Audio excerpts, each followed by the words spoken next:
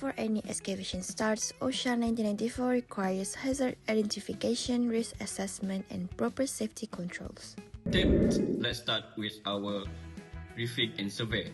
Everyone must follow our safe procedure. First of all, please check your PPE, helmet, vest, and safety boots. These are all required under OSHA General Safety Duties. I will verify the excavation plan, depth, soil condition, and underground utilities. The work must follow engineering requirements. Okay, now I will inspecting the excavator. Hydraulics, bucket pins, tracks, and brakes.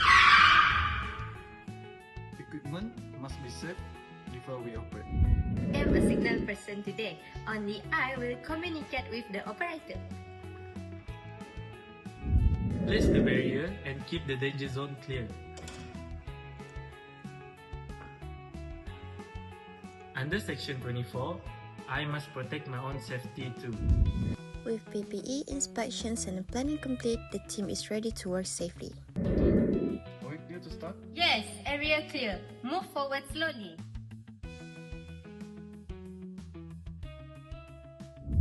And safe distance. Nobody goes near the bucket. I will monitor for any unsafe condition. If anything is risky, I will stop the job. I will stay outside the danger zone and only approach when permitted. Good. Maintain excavation within the planned depth and alignment.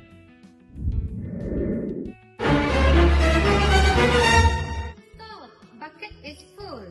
Rotate left slowly. Okay.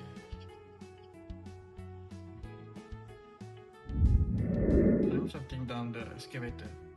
Working on a level ground.